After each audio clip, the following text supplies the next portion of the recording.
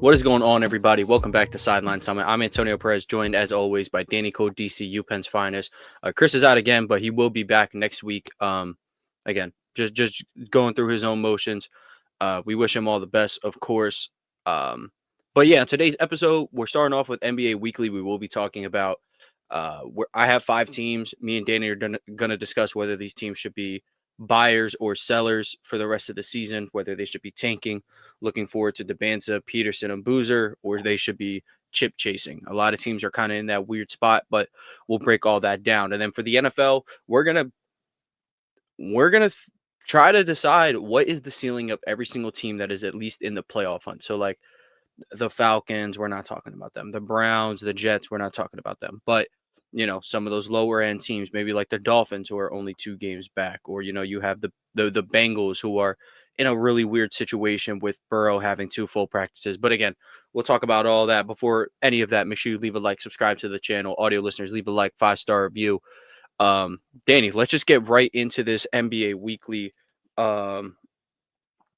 section here. Again, I got 5 teams that we're going to talk about. Let's see. I had it broken down by the standings. Okay. We're going to start out east.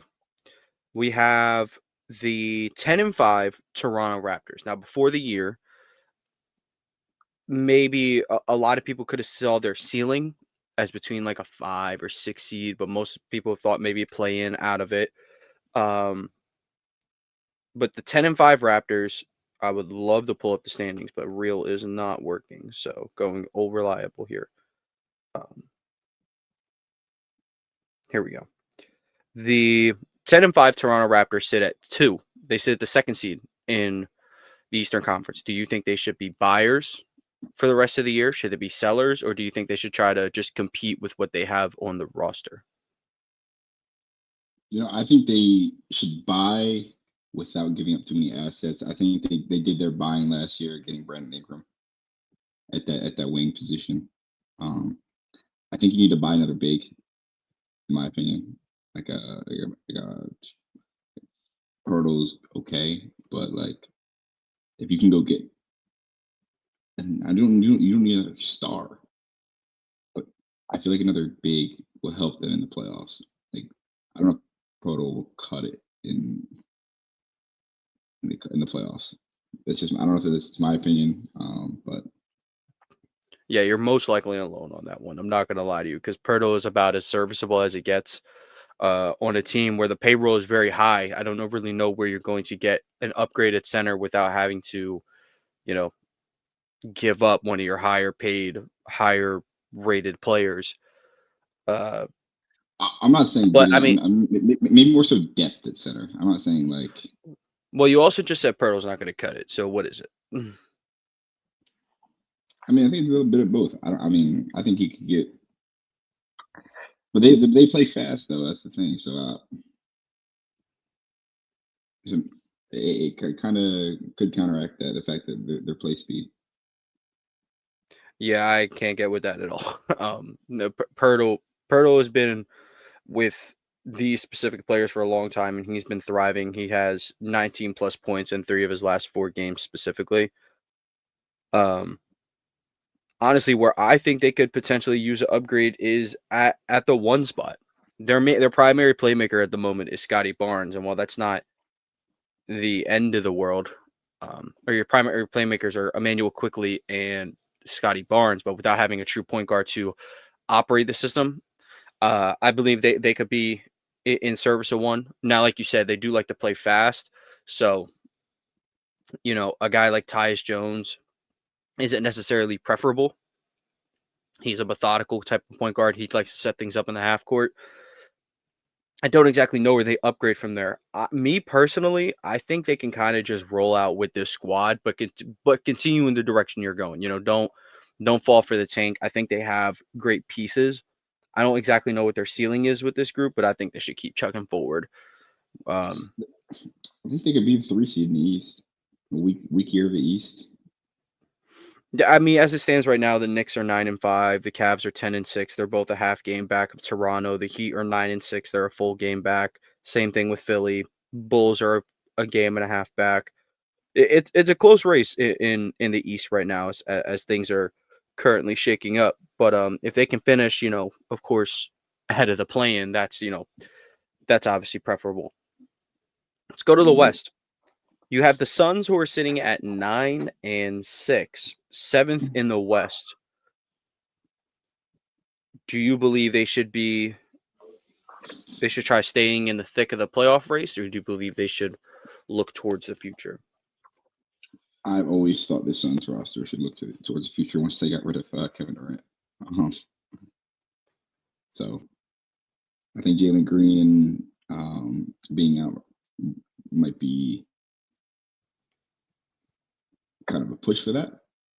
Maybe that, but looking towards the future doesn't mean trading Devin Booker. You can explore it if you really want. You can explore what trading Devin Booker looks like, but like I don't think looking towards the future is trading Devin Booker. I mean, I think, but they have a bunch of young guys. Like if I think if you want to do right by somebody and make sure they're right by their career, I mean, I think you can trade them. They'll get a bunch of assets back and build off of these young guys. But like Malak and Fleming, you got a bunch of young guys who need to develop. And I don't know if that's on the same timeline as Devin Booker currently. Yeah, again, I'm going to disagree here. You noted that Jalen Green being out might have been a sign to perhaps tank, perhaps look towards a higher draft pick, but they're actually 4-1 since Jalen Green has been out of the lineup with a hamstring injury. So, um, I honestly, I think as long as you have Devin Booker, I don't know if Devin Booker can be the best player on a championship team. I obviously can't confirm that. He was the best player on a team that went to the finals, but I think personally, at this moment, I would say just keep chugging. They're a game behind the Timberwolves. They're 2 games behind the Rockets for the 3 seed. They are 8-2 in their last 10 games. So I don't know. I personally believe with the way that they're shooting the ball at the moment, they're 6th in the league in 3-point field goal percentage. They are one of the they're on the upper half of the league in assists per game, so they're moving the ball. Defensively, they're forcing a lot of turnovers. They're top 10 in scoring on the defensive side of the ball, and they're also guarding the 3 well, which is really important. So I think Devin Booker being their primary playmaker alongside Gillespie and Grayson Allen. Uh, it's not a lot of highlight names here, of course, um, but I think this is a kind of squad that it might not scream championship, but it doesn't necessarily mean you have to squander everything to go get go for that top pick or whatever. I think they have enough talent to compete at least for a playing spot in the West. That's where I'm Yeah, they standing. could definitely. I could see them compete.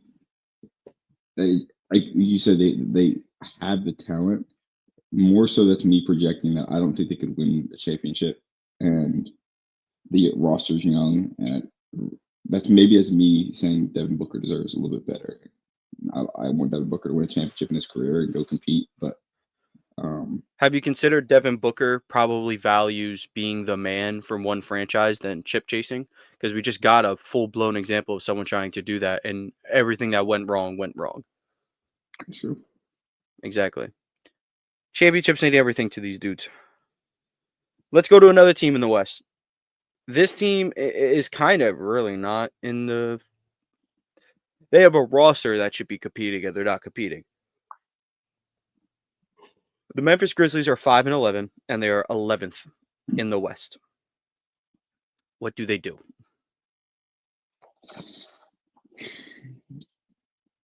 Trade Ja, What's Ja's value at this rate? trade Ja and JJJ together. I don't know. What is either of their values at this rate? I don't think Jaren Jackson Jr. is highly touted across the league. Ja certainly isn't at this rate. You can get 2 firsts for JJJ. Who's going up to first?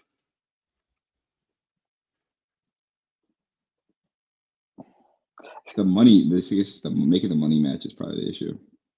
That's more so the issue than anything. You have to make the money match, and then you have to give up picks. No way. Mm-mm. He's almost like Paul George at this point. Well, Paul George is bare minimum playing better than him, and Paul Oh George yeah. just got back off knee surgery, so I mean, I'm not talking about. I'm just talking about the financial situation. a lot of bad contracts are like that. Paul George is worse though because he is older, but I get what you mean. Um, I think they need to start fresh. The team almost felt like Ja and Friends at points in the last few years as well, and maybe they wrongly fired Taylor Jenkins. That's all I have to say. I think the rosters only look that way just due to injuries and whatnot. I mean, Cedric Howard, Santi Aldama, Jaren Jackson Jr., John Morant, Jock Landale, Cam Spencer, Contavious Caldwell Pope, Jalen Weld, Vince Williams Jr., Zach Edey. That is like It's that's not a awful. group that should be a lot better than they are. Santi Aldama is one of the more prominent role players in the NBA. Cedric Coward's been one of the pleasant surprises of the year. Um, Santi But quite Aldama's frankly, awesome. I mean, I don't know. Maybe if you take the name away from Jaren Jackson Jr., a guy averaging 18 points or a center averaging 18 points and 5 rebounds is just not acceptable. It's not acceptable for him either. So I Yeah. see where you. How are you I getting think we're in five agreement on rebounds? that one. How are you getting 5 rebounds as a center? Kristaps gets at least 7, and No, Kristaps is he's a 7. He's a 7'2" power forward. Russell Westbrook gets like 7. Exactly. It's all about the hustle. But yeah, we're in agreement on that one. I think they're kind of in the direction where this Ja and Jaren era has run its course. Let's talk about a quote that has aged so horribly. Draymond Green telling Dylan Brooks that the Grizzlies dynasty starts after you. Probably one of the worst takes ever. Dylan Brooks is an absolute culture helper. He helped Houston get back up into a top 3 seed team. He's helping Phoenix out a lot, even though they're not necessarily the most talented roster, as we just discussed. But I mean, look, Dylan Brooks, for the fun and games, yeah, he was clowning LeBron. We didn't like him for a second, but like all things considered, Dylan Brooks is like a very good basketball player. Guy you hate to play against, but you love him on your team. Marcus Smart kind of guy, Patrick Beverly. Yeah, there's plenty of guys like that in the league, and I think Dylan Brooks is one of them. I can't lie. He hit the three in your face, and he uh, that celebration he used to do. Uh, I feel like he kind of went fugazi one playoff run though. He went fugazi in the playoff run. Yeah, What does that mean? that dude. I feel like he just played above his like standard in the playoffs one. Which year are you talking about? Wait, the year I have a vivid memory where Dylan Brooks just turned up in the playoffs. I don't know why. I have no clue which year I'm talking about.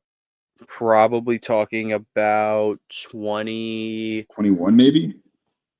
Probably, but that's, I mean, at that time, that's what Dylan Brooks was. He was a scorer. He was good. He's the one that decided to put it on muscle and be the 3-and-D glue guy. He He was was a like bucket.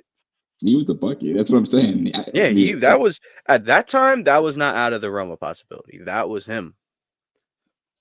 But I get where you're coming from. Let's go to our fourth team here. We're gonna go back out east. I have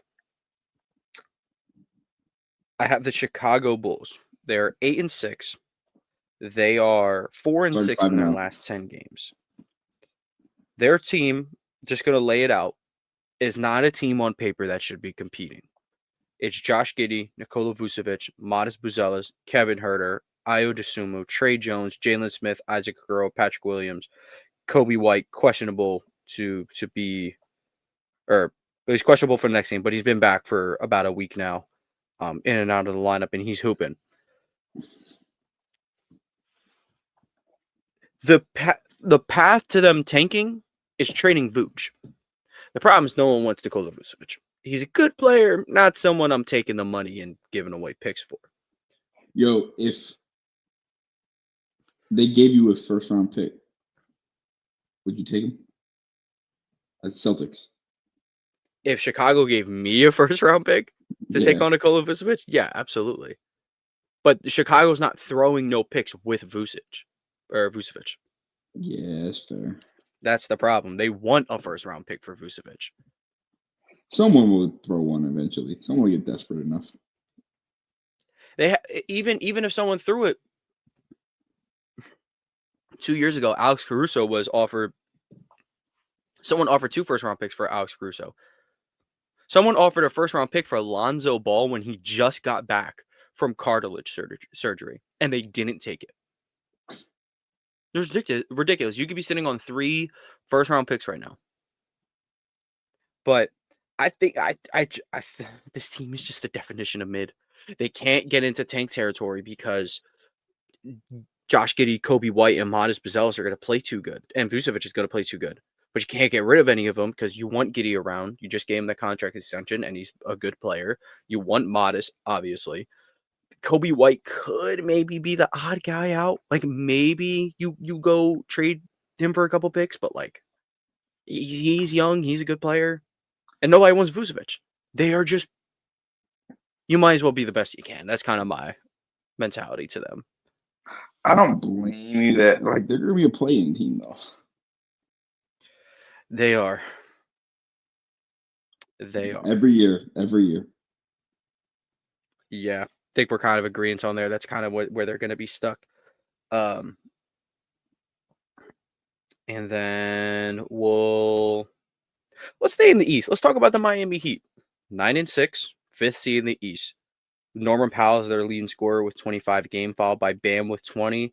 And then Jaime and Andrew Wiggins are both averaging 16 a game.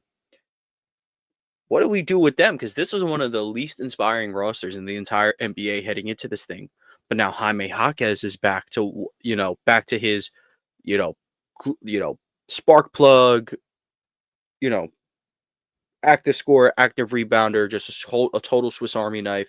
Andrew Wiggins is putting the ball in the basket. Norman Powell has been out of this world scoring the basketball. And Bam is just letting things fly from 3. He's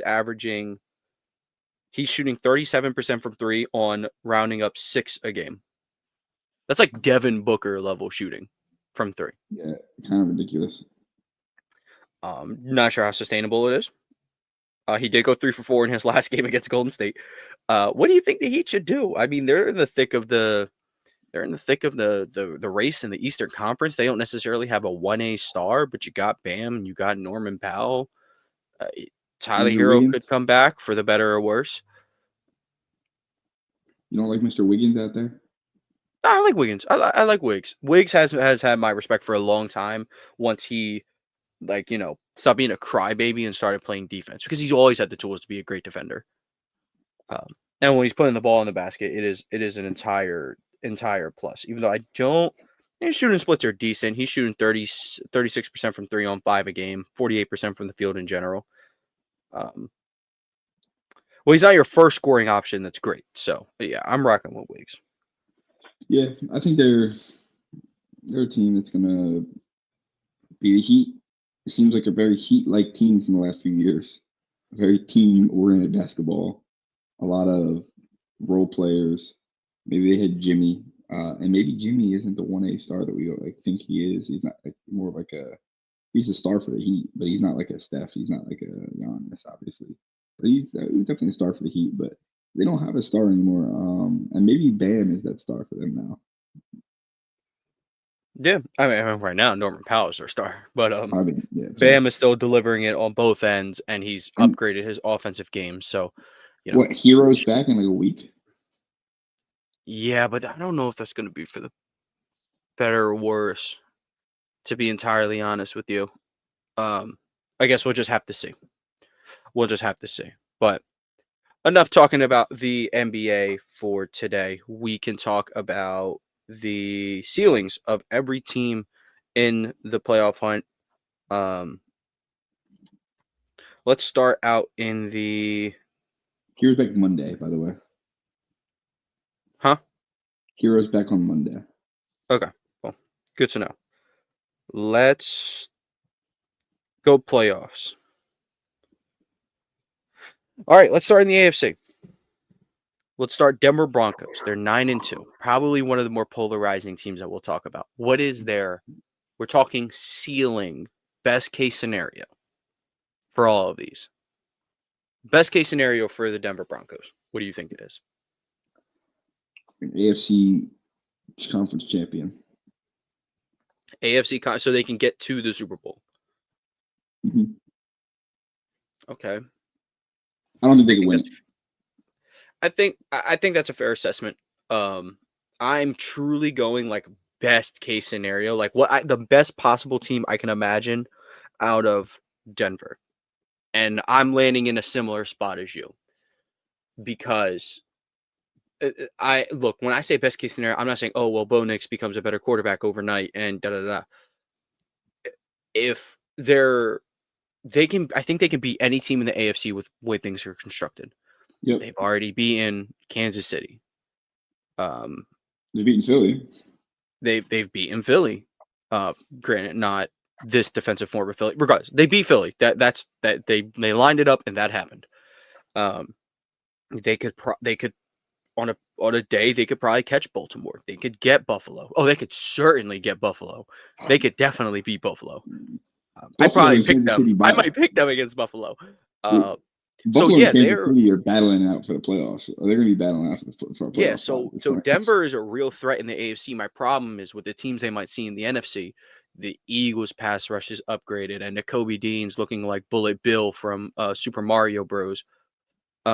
You have the Rams, who are notorious for getting younger quarterbacks in hell with pressure. Even like the Rams, if your quarterback cannot handle pressure well, he's gonna like McVay's gonna put him in hell. The Seahawks did a good job on the Rams too. It is really hard to see a world where they win the Super Bowl with this offense, especially if J.K. Dobbins is going to miss, extended period of time. Don't really believe in the run game. Excuse me, outside of him. And this wide receiver core isn't exactly deep. Pat Bryant had a good game, and Troy Franklin starting to get involved. Let me not say that. I do sneaky like this receiving core, with obviously them two and Cortland Sutton. So I'll say they can get to the Super Bowl, but it's really hard to imagine the world where an NFC team doesn't just lay it all on the line to make sure Bo Nix has a bad day. Now I feel like I'm really signaling out Bo on this one, but the team does go as far as he goes. He is sadly the weakest link. But if he's your weakest link, you're in a pretty good spot as a franchise, I'd say. Yeah. Yeah. All right. Next team, New England Patriots, 9-2 on a 5-game little win streak. I feel like I know your answer. You can go first on this one. Yeah, you can just go first. Okay, I'll go first. My answer is also making the Super Bowl. I think the best version of the Patriots is making the Super Bowl.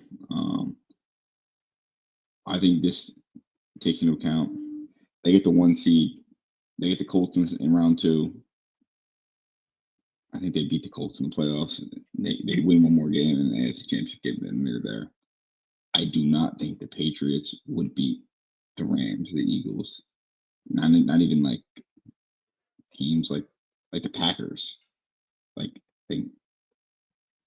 granted, we don't know what the Packers are at this point on offense, but like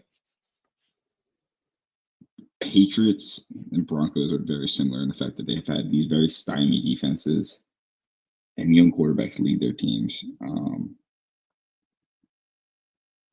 But people seem to only talk about the Patriots' strength of schedule and not the Broncos' strength of schedule. So just want to put that out there. The Broncos have a worse strength of schedule than the Patriots. So Patriots have had good wins. They beat the Bills.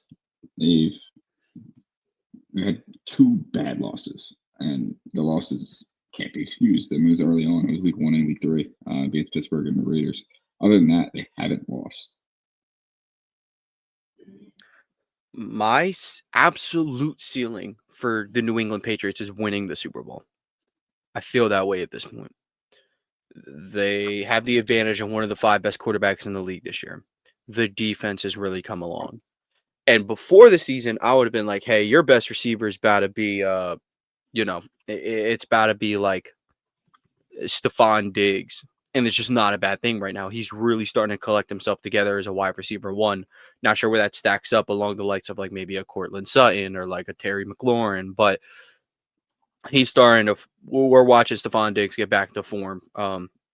It's always great when he's good. It's always great when he's good. So, I feel strongly about the wide receiver core. Obviously, Keyshawn is, keeping him involved is going to be important. I think even getting Pop Douglas involved is going to be important. Obviously, Matt Collins has been a real staple for them. Drake May likes Matt Collins a lot. He likes Matt Collins a lot, and you should. Yeah, you got to love your big body receiver as long as he's catching the football. And Travion Henderson has to get the bulk of the carries. He's got to get the bulk of the carries. But I think with their defense and with their quarterback, I think they can go out and beat pretty much any given team. I think Drake May handles pressure well. Even their offensive line isn't, necessarily doing the best job in the world, so that could be a bad matchup for an LA, a Philly. But I think they are. I think they are equipped to. Or Drake May at least is equipped to handle that. So Yeah, I think they can win the Super Bowl. I truly feel that way. he gives Their ceiling, at least. To me, his vibes are very young Patrick Mahomes-esque. He's Mahomes-esque. I don't know, his breakout season, kind of almost sitting down for his first rookie year, and then year 2 coming in, starting and kind of blowing out expectations out of the water. It felt very Mahomes-esque the way he came on the scene. He played a majority of last year. That is not Mahomes-esque. Chill, Mahomes. You just want to ignore that he played last year because he played very bad last year. Maybe he's more Allen-esque. No, he was better than Allen coming out of school. Yeah, but sure. All right, let's move on. At this rate, we'll probably just do the AFC, and then maybe we can do the NFC next week. Just with the way time's going. Let's talk about the Colts. They're 8-2, 4-1 in their last 5, averaging 32 a game. Where do you think their ceiling is? I think the Colts ceiling is getting the 1 seed and losing the divisional round. I don't see this Colts team winning much. I see that they can make the conference championship as a absolute ceiling. What do I think they'll do? I think they'll lose in the divisional round. But I think their ceiling is making the conference championship. I think if they get the 1 seed, they could maybe squeak by. I don't see them making the Super Bowl though. Yeah, I kind of feel the same way. I think a conference championship appearance is their ceiling. You get into the playoffs and you're just going to have to face different pressures. And honestly, offense aside, the offense has been great. The defense is more so my issue. They are top 10 in sacks and they do defend the run well, but they're letting up the 25th. They're 25th in passing yards allowed. They're sort of like a bend don't break kind of team. Also having to play with leads, you do have to kind of have to deal with that. But yeah, I kind of feel a similar way. I don't know how much I can really trust Daniel Jones in the playoffs just yet, or this defense. It's not all just on him. I don't know how much I can trust any of their wide receivers to, create separation and be open for Daniel Jones in the playoffs. So a lot goes into it, but I do agree with you. Not much to talk about there. We'll see about go the ahead. Colts. I mean, but here's the thing. Be damn sure. You trade for Sauce Gardner for 2 first-round picks and you get bounced in the first round of the playoffs. Yeah, it's not looking good. You got to win a playoff game. Really, the expectation is you win a Super Bowl. Nobody gets susceptible to those expectations. If you're in the playoffs, you're expected to win a Super Bowl. That is my personal opinion. Yeah, you can be happy to be there and you had a successful year. That's fine. But no one should be happy with being bounced in the first round. Okay. Yo, I agree, except if you have like a a 40-year-old quarterback that's retiring, like Big Ben, in his last year. The Steelers were so happy to just make the playoffs and let him be there and get beat down by the Chiefs. Yeah, no, that's not that's not okay.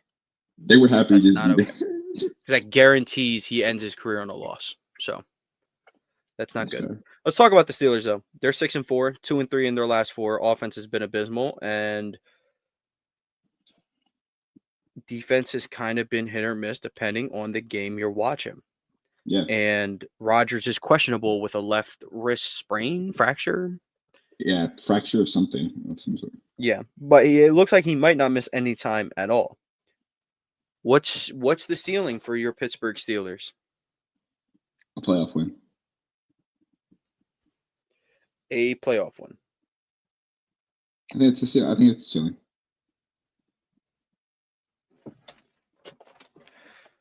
I think that's fair. I think that's fair. Uh, yeah, they're not necessarily an impressive team at the moment. They are in the head. They're in the lead for their division, but I think we'd be lying if we said they've been more impressive than Baltimore. And Baltimore has been without Lamar for 3 games, and they I'm a had a fan of treacherous them, start. but I'm No, not I'm gonna not act saying like that yeah. you. I'm not saying you said that. I'm saying they've just been very uninspiring, to say Yeah, the least. So yeah, I totally get where you're coming from. I think I kind of agree on a I on think they finished 10-7 though. Like they could very well finish 10-7. This Buffalo game doesn't look as next week, 10 days from now, does not look as bad as it. doesn't look as scary as it usually does. You got the Chicago Bears in front of you, which is a winnable game, especially with Aaron Rodgers, who quote unquote owns the Bears. I'll be Yeah, that damn won't sure save you. That is that not won't say saving you. that's not saving this time. That's not But saving you. yo, I didn't mind what I saw from Mason Rudolph filling in for Rodgers against the Bengals. He looked efficient. He got the ball out. He put the ball downfield. Um, Rodgers was creating self-inflicted pressure, and he played a stretch of the three worst games I've ever seen him play in his career. It's because he's old. He intentionally tries to avoid getting hit, but he still has the ability to create a little bit out of the pocket and run around a bit. But he tries to avoid getting hit and get the ball out early. And sometimes it forces reads. So I just don't. If you have a quarterback who's playing scared or playing not to get want to get hit, that's where I think you run the risk, and um, you're basically stuck with an upgraded version of Russell Wilson. I think he's been better than Russ, Yeah, he's upgraded, but like and he's avoiding pressure better than Russ, and he's making better intermediate throws than Russ. So you certainly have a better quarterback than Russ. That's for sure. Uh, but I'm not going to ignore that. You said Mason Rudolph looked solid against the Bengals. I could look solid against the Bengals. true. Um, and how hopefully he doesn't have to play because it looks like Jalen Johnson and Kyler Gordon are on the way back for the Bears defense, really shoring up that secondary, much needed. Let's talk about the Chargers. Chargers are another weird one because if Herbert gets protection, I think he could beat anyone. If he doesn't, it looks bad. But this is a best case scenario thing. I think they could make the AFC title game. I think they win a Super Bowl if everything goes like the way the roster is built. I think they win a Super Bowl. But like you said, like I don't know if like we're going best case scenario. Joe Alt's back actually. Yeah, that's what I'm saying. In a best case scenario, I think they could make the AFC title game. Yeah, I mean, I think they win the Super Bowl. Best case scenario. I think the defense is stymied. I think everything is solid. So Solid doesn't win you a Super Bowl. I mean, I think the defense is stymied. I don't think. I guess they can't even upgrade at deadline anymore. Yeah, I mean, I could see them winning playoff games and getting hot at the right time. Is what I'm saying. I I think that they're young guys, and with Keenan Allen in the mix there, being a vet, it seems like they got a good mix of wide receiver and weapons, and Hampton coming back, and maybe getting a boost to the run game. But like they just got exposed by the Jags. And I don't know how much I'm so calling that exposed. You are comparing again you're going on both far ends here. You're going on they could win a Super Bowl because the offensive line will be healthy, defense is good, and then Ladd and Keenan Allen are good enough. But on the other end, you're saying they got exposed because they didn't have Joe Alt. The offensive line is banged up, and the defense was indeed not stymied. yeah, I mean, We're talking best case scenario here. best case they could win a Super Bowl. I think I like their Herbert's poised at quarterback. I like his directionality. I like the way he can get this team rallied behind him. Yeah, Herbert is good enough to win the Super Bowl. That is very evident. I don't think this receiver core and the weapons here are explosive enough, good enough to win the Super Bowl. I'll say they can get there. I think they can get their absolute best case scenario, but I truly believe their mark would end in an AFC title game in a best case scenario. Let's move to the current 6th seed, which is the Buffalo Bills, who just got train wrecked by the Houston Texans last night. 8 sacks for the defense. Will Anderson, Daniil Hunter, not even real, not even from this planet, absolutely took over the game.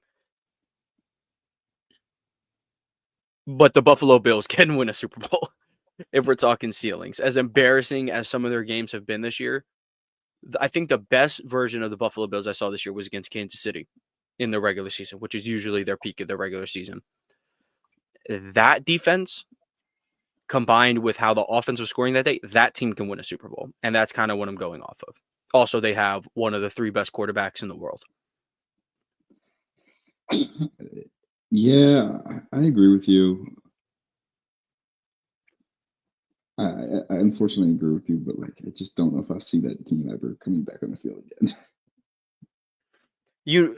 If you say the Chargers can win Oh the yeah, Super they Bowl, you can. have to say the Bills can, because the Oh Bills yeah, are I better than agree. the That's Chargers. why I said I unfortunately agree because like but I just don't. I think the Chargers are closer to putting that team back on the field than the Bills. Yeah, Bills. They're not a team. They're not a team, but you kind of have to give it to them. Let's And talk Josh Jaguars. Allen has been playing Or go awful. ahead, keep going. Josh Allen's Josh been Allen, inconsistent. He's been inconsistent. That's kind of the best way to put it. 18 touchdowns in the air, nine interceptions, a bunch of fumbles. Not gonna cut it. Yeah, but I do hear you. I do hear you, but you kind of give them that leeway. And they played at points that were Super Bowl caliber. Jacksonville Jaguars. I will say a divisional round exit would be their ceiling. Yeah, I think the Jags and Steelers are in the same boat to me. The Jags receiver room is not encouraging. Travis Hunter's out for the year. Brian Thomas hasn't looked good. Trevor Lawrence hasn't looked good. Maybe it's both of them. Yeah, I'm not strong about this team. When they were 4-1, it was popping. It's like, okay, they're finding ways to win, and then they're gonna get Travis Hunter involved, and it's gonna be great. And it just never happened. So yeah, I'm with you.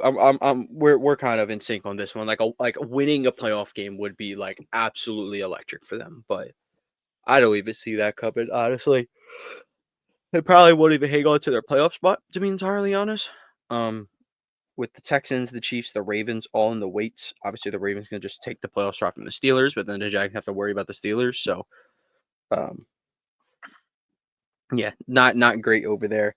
Now we have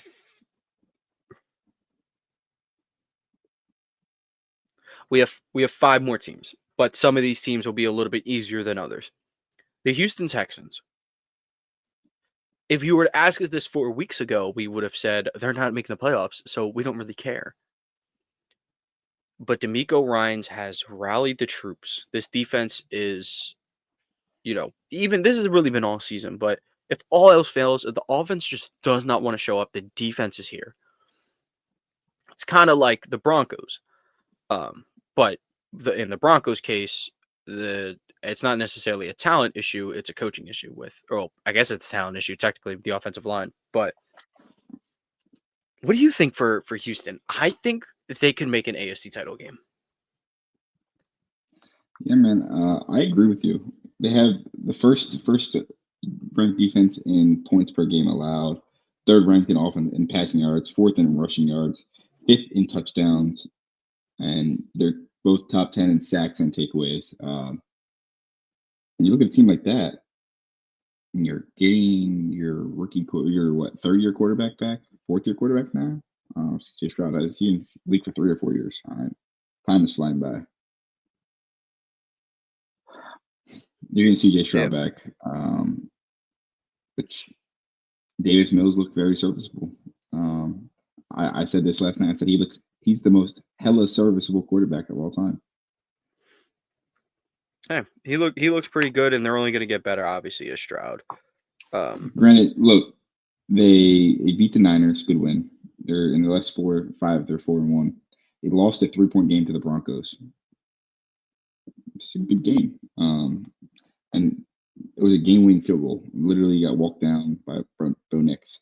And this is a game where Stroud gets hurt. They then, in the last 2 games,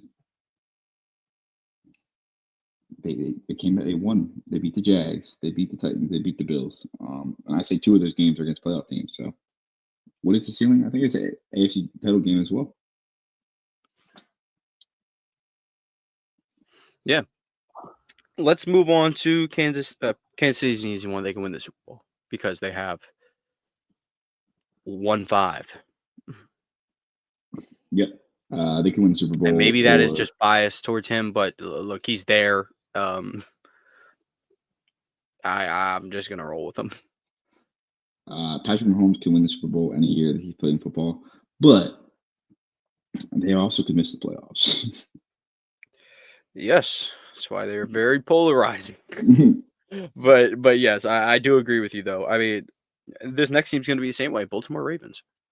Defense is getting healthy. You have one of the, in my opinion, the second best quarterback in the league, second or first best quarterback in the league. Personally, I think the Chiefs lose 2 more games and they do not make the playoffs. So 10-7 is good enough for the Steelers to make the playoffs, but it's not the Chiefs. No. The Steelers and Jags at 10-7 would have the tiebreaker over the Chiefs because the Chiefs would have a bad in conference record. Well, good thing they ain't losing 2 more games. That's my stamp on that. But Baltimore Ravens, they currently sit 5-5. I think they can win the Super Bowl though. Offense could use a little work. I definitely believe that. They have the Jets. That's a great week. This is a great week to get right. But yeah. Now, these last 2 teams, there's the Dolphins. Their best case scenario is a playoff appearance. They're not winning a game if they get in there. They would probably have to win out. But I'm only including them because I want to include the team under them. The Cincinnati Bengals. Playoff appearance? Could they do it? Best case scenario? Rally off 7 straight with Burrow? Nope. They couldn't do that in a best case scenario world? No. The defense is so bad. In the 47-42 game against the Bears, Burrow doesn't win that game? Burrow wins that game, but I don't think 39-38. Burrow don't win that game? I don't think Burrow puts up 40 points per game. He literally does, though. He literally does that. That's what he does. He scores buckets. Yo, this guy. Those are 2 games that could be flipped right now. Those are 2 games that should be flipped right now. And then they're sitting at 5-5. In a best case scenario, Joe Burrow comes in off of this injury. It's week, and he plays this Sunday against the Patriots. They beat the Patriots. And then they have to go beat the Ravens on Thanksgiving night. Which might not happen.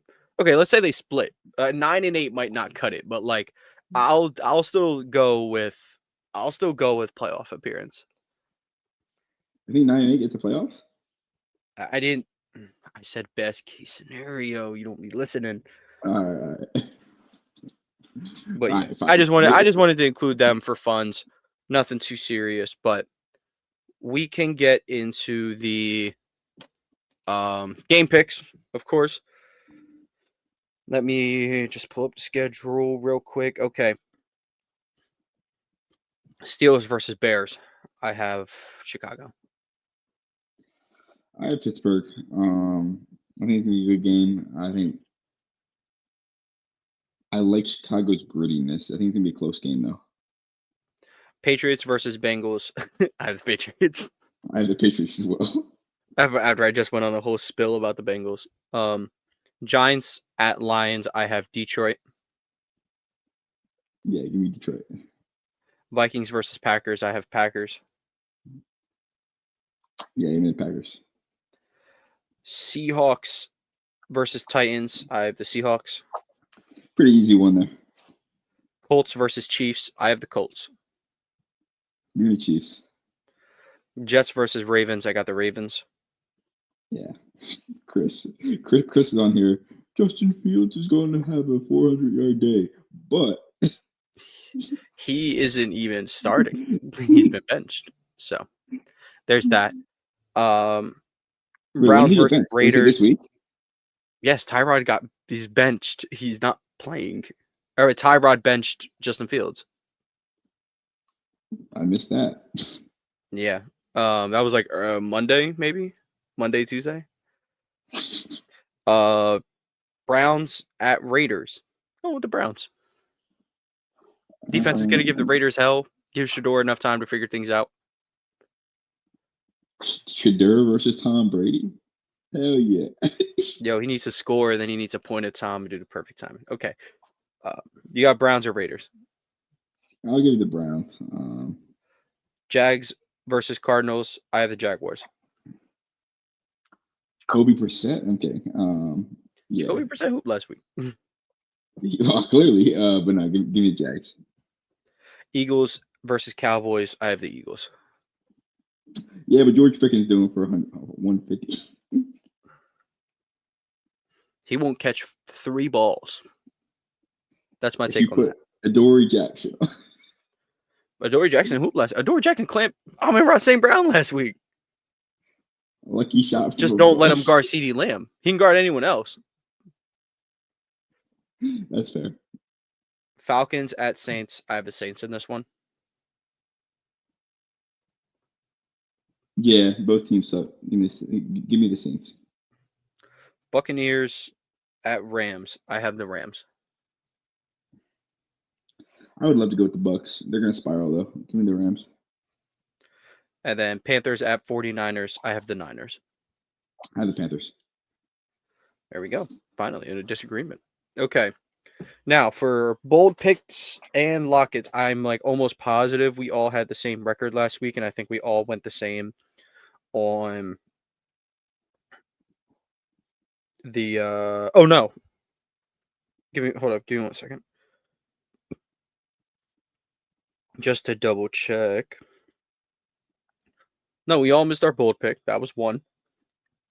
And we all hit our okay, so we're kind of just well, you can go first just because you have the luxury of best record. So I think that's a fair enough way to go by it.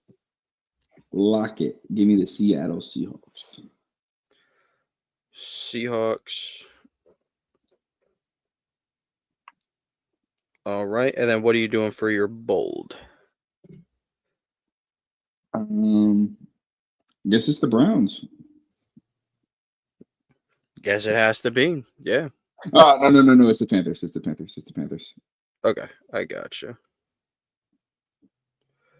Going with the Panthers there.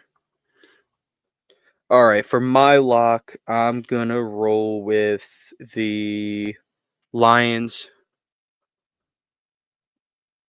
And then for my bold, I will swoop in. I'll take that Browns one from you. There we go. And then we'll get Chris's picks after all of this. But yeah, that's pretty much the entire episode for you guys. And then next week we'll probably do the NFC ceilings.